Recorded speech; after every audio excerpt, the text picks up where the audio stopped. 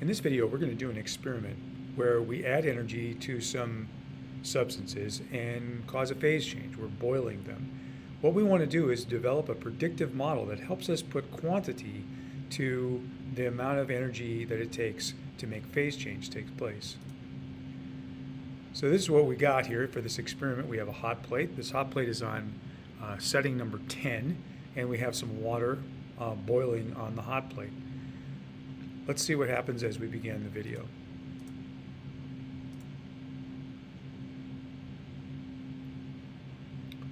So I've got a balance here, and it's zeroed out. I'm going to take my beaker of boiling water, and I'm going to set it on the balance briefly and get a reading of what mass we have there, 525.7 grams. So I'm going to just jump in here and let's develop a data table. So this is for water. Our hot plate setting was at 10. So that's important because we want to make sure that we are consistent in how much energy we're adding in every unit of time. Time is going to be measured in minutes, and we're going to keep track of the mass of the water with the beaker just so we can see how much we're losing. So at 0 minutes, we saw that we had 525.7 grams, and now we're going to put it back on the hot plate and get it boiling again. And then we're going to start the timer and count down 5 minutes. So this will be boiling for 5 minutes. You won't have to wait for 5 minutes because we're going to speed up the time here until we get close to the countdown time.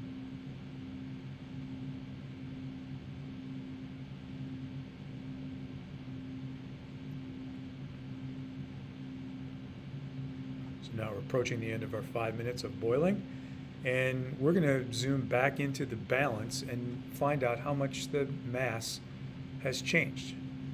The amount that the mass has changed is the amount of water that we were able to vaporize during that time. Looks like we're at 493.3, so we're going to add that. At 5 minutes time, 493.3 grams of water were remaining. Now we're going to start another experiment by actually continuing this one. So we're going to do 10 minutes and track mass change as well. So at 0 in this new experiment, we're at the old experiment's ending mass, which was 493.3. So our timer's on. We're counting down from 10 minutes to 0. And again, we're going to speed this up so we don't have to sit here for 10 minutes and watching water boil.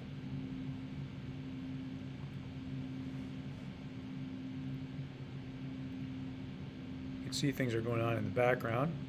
So this is happening like in a regular chemistry lab setting. Nothing fancy or special about it. We're just boiling water and keeping track of things.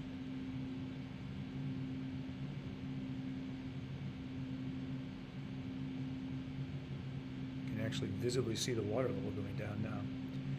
So we're close to the end of our 10-minute time frame. And again, we're going to find the mass to see how much we were able to boil away in that amount of time.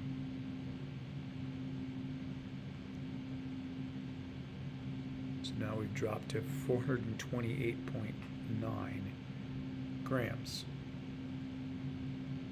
Back to our table after 10 minutes, 428.9 grams. Now let's look at what we found. The loss in mass here was 32.4 grams. The loss in mass here was 64.4 grams. We doubled the time that we added energy, and we doubled how much we were able to boil away. So it looks like the energy added is proportional to how much mass we were able to vaporize. Now we're going to do the same experiment. We have antifreeze this time. It's boiling. Do the same kind of experiment. So I just weight it. Now I'm going to make a little table. Hot plate setting was the same, so we're adding energy at the same rate, so time is a way of measuring energy here. And I'm going to track time and the mass of the antifreeze with the beaker in grams. Time is going to be measured in minutes. At minute 0, our balance showed us we had 474.7 grams of antifreeze. And it's at a boil, so we're going to pop it back on the hot plate.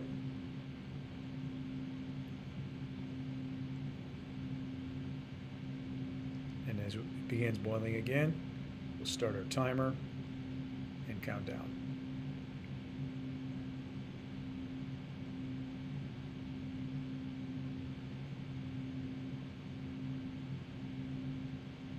We're speeding up time.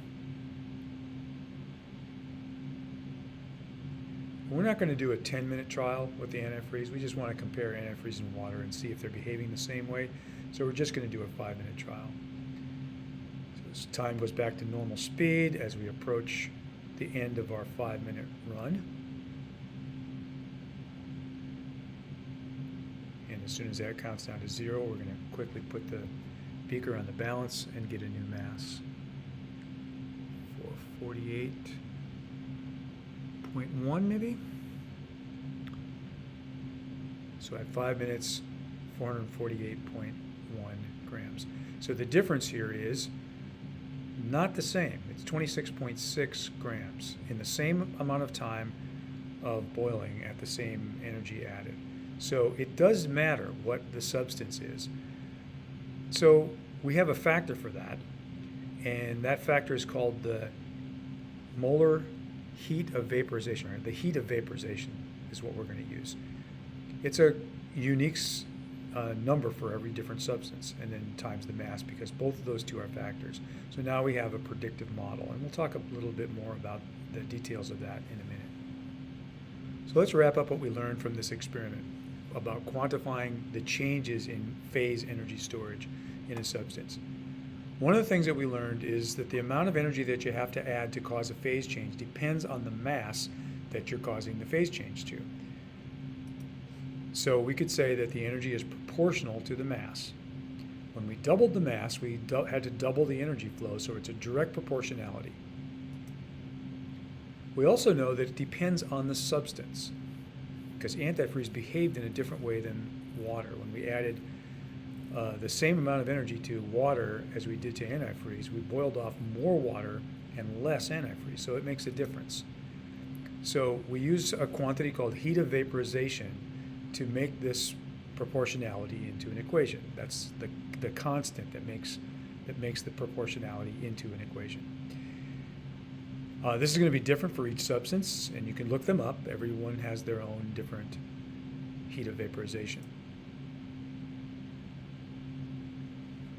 So when we put those two factors together, we see that the energy that you have to add to make a phase change happen, to make vaporizing happen, is the heat of vaporization, which is symbolized by this delta H vap, times the mass. And that's a predictive model. So we saw what happens when you vaporize. You have to multiply this constant, this heat of vaporization constant times mass. But for the other phase change, melting, the same thing is true. And we just have a different number. That's called the heat of fusion, which is kind of an old-fashioned name for melting. So the heat of fusion and the heat of vaporization times the mass will give you the energy change during a phase change. So phase energy does not depend on a temperature change like we saw thermal energy depend on in an earlier video. That's because the temperature isn't changing. It only matters what the stuff is and how much of it there is. Let's see how we can use these to maybe solve a problem as a predictive model. So the question here is, how much energy is needed to cause 150 grams of water to boil? So I always like to start out by making a heating curve, and this is a kind of a boring heating curve because it stays at the same temperature the whole entire time at the boiling point of water. Now I'm going to make an LOL, and if I think about how energy is stored, the E therm isn't changing because the temperature is constant, but E phase is going to go up because I'm going from the liquid to the gas phase. That requires energy to come in through heating, and the question is, how much energy was that? Since this is only a change in phase, I'm going to use this model. Heat added, or energy added through heating, is equal to the heat of vaporization times the mass. So let's put numbers to it. The heat of vaporization for water turns out to be 2,260 joules of energy added for every gram that you want to vaporize. I'm vaporizing 150 grams, and so when I multiply these two together, I should end up with joules, because the grams are going to cancel, and the quantity I get is 339,000 joules.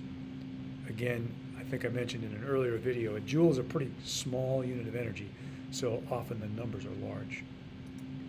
Here's a slightly more complicated problem that will make use of a phase change and a thermal energy change. How much energy must be removed to cause 150 grams of 25 degrees C water to freeze? So here's our heating curve, it's a cooling curve. We are dropping our energy, our temperature down from 25 to 0. That requires us to remove energy to change E therm, and then at 0 the phase change begins. So what we're going to have to do is treat this as two separate problems because we have two different ways that energy stores are changing.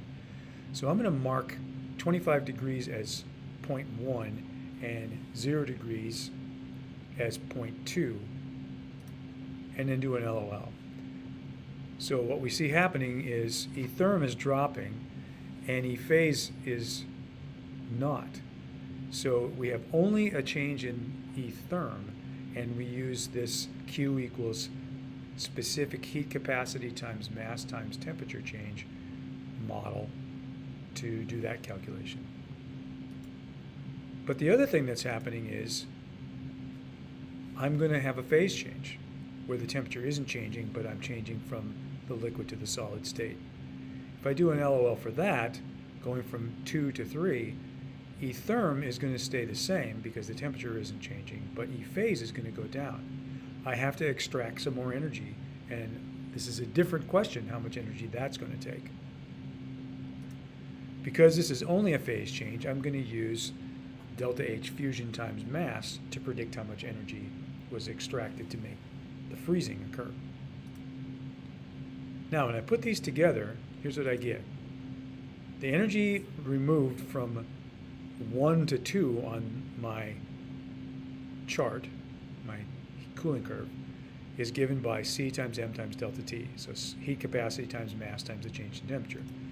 When I put numbers to that, for water it's 4.18 joules for every gram for every degree C times 150 grams. And we went down 25 degrees C, so delta T is 25, and that comes out to 15,700 joules. But when I went from 2 to 3, there is no temperature change, it's only a change in phase. And so I use delta H fusion times mass. Delta H of fusion for water is 334 joules that you have to remove every time you freeze a gram. So we multiply that by the 150 grams that we're freezing, and we get 50,100 joules. So the total amount of energy is the sum of those two amounts that I had to extract, one for cooling and then one for phase change. So when you add those together, you get the total of 65,800 joules. So hopefully this video will give you some reason to believe the model that phase change depends only on what the substance is and the mass, the energy involved with phase change, that is, and an example problem or two to help you learn how you can use these predictive models to solve real problems.